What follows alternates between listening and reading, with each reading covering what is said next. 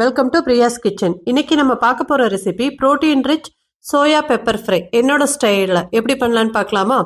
அதுக்கு நான் ஒரு மண் சட்டியில் தண்ணி ஊற்றி கொஞ்சமாக உப்பு போட்டு பாயில் பண்ணிட்டு இருக்கேன். அது நல்லா கொதிச்சு வரப்போ ஒரு 1.5 கப் அளவு சின்ன சோயா எடுத்திருக்கேன். சின்ன சோயா சங்க்ஸ் எடுத்து ஆட் பண்ணி மூடி போட்டுடுங்க. அது அந்த சூட்லேயே கொஞ்சம் நல்லா சாஃப்டாக வெந்துடும். ஒரு பாயில் ஆனது ஆஃப் பண்ணிட்டு ஒரு பாத்திரத்தில் மாற்றிக்கங்க. தண்ணி எல்லாம் கொஞ்சம் வடிஞ்சதுக்கு அப்புறம் சூடு ஆறுனதுக்கப்புறம் நல்லா புழிஞ்சு அந்த மண் சட்டியில் டிரான்ஸ்ஃபர் பண்ணி வச்சுக்கோங்க. இப்போ இத்தனையுமே நான் புழிஞ்சு வச்சுருக்கேன். இப்போ இந்த சோயா சங்க்ஸை வச்சு நம்ம சோயா பெப்பர் ஃப்ரை எப்படி பண்ணுறதுன்னு பார்க்கலாம். இப்போ ஒரு கடாயில், கேஸ்டைன் கடாயில் ஒரு 2 ஸ்பூன் அளவு பெப்பர் ஆட் பண்ணியிருக்கேன். காரத்துக்கு தேவையான அளவு நீங்கள் ஆட் பண்ணிக்கோங்க. நான் 2 ஸ்பூன் தான் ஆட் பண்ணியிருக்கேன். 1 ஸ்பூன் அளவு சீரகம் போட்டு பெப்பரும் சீரகமும் நல்லா கொஞ்சம் ட்ரை ரோஸ்ட் பண்ணி மிக்ஸி ஜாரில் ட்ரான்ஸ்ஃபர் பண்ணிவிட்டு நல்லா ஒரு கோர்ஸ் பவுடராக அரைச்சி எடுத்துக்கோங்க. ரொம்ப ஃபைன் பவுடராக வேண்டாம், இந்த மாதிரி கோர்ஸ் பவுடராக எடுத்துக்கோங்க. எடுத்துகிட்டு அதே கடாயில் நல்லெண்ணெய் யூஸ் பண்ணிக்கோங்க. இது நல்லெண்ணெய் யூஸ் பண்ணி செஞ்சிங்கன்னா இந்த டிஷ் ரொம்ப நல்லா இருக்கும். நல்லெண்ணெய் ஒரு 2 டேபிள் ஸ்பூன் போட்டுட்டு கொஞ்சமாக கருவேப்பிலை போட்டு தாளிச்சிக்கோங்க.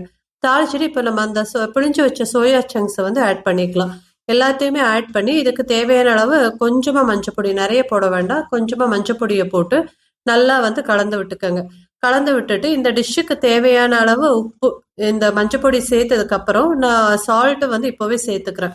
சால்ட்டையும் சேர்த்துட்டு நல்லா கலந்து விட்டுக்கோங்க. இது நீங்கள் ஹை ஃப்ளேமில் வைக்காமல் சிம்லேயே வச்சு டோஸ்ட் பண்ணிகிட்டே இருந்தீங்கன்னா அந்த கேஸ்டைன் கடாயோட சூட்லேயே அந்த சோயா சங்க்ஸ்குள்ளே இருந்த தண்ணி எல்லாம் கொஞ்சம் எவாப்ரேட் ஆகி கொஞ்சம் நல்லா இந்த மாதிரி கிறிஸ்பியாக வர ஆரம்பிக்கும். இந்த ஸ்டேஜில் நம்ம இதுக்கு தேவையான காரத்துக்கு அரைச்சி வச்சுருந்தோம் இல்லையா, பெப்பர் அண்ட் சீரகத்தூள், இதை ஆட் பண்ணிக்கலாம். ஆட் பண்ணிவிட்டு ரொம்ப நேரம் சாட் பண்ணாதீங்க. ஒரு 4 to 5 மினிட்ஸ் அளவுக்கு சாட் பண்ணிட்டீங்கன்னா நல்லா சூடான பெப்பர் சோயா ஃப்ரை ரெடி ஆகிடும். இது நீங்கள் சாப்பாட்டுக்கு, ரச சாப்பாட்டுக்கு, தயிர் சாப்பாட்டுக்கெல்லாம் நல்லாயிருக்கும் இந்த காம்பினேஷன். ட்ரை பண்ணி பார்த்துட்டு இந்த டிஷ் உங்களுக்கு பிடிச்சிருந்தா கமெண்ட்டில் சொல்லுங்கள். என்னோட சேனலை லைக் பண்ணுங்கள், ஷேர் பண்ணுங்கள், சப்ஸ்கிரைப் பண்ணுங்கள். தேங்க்யூ.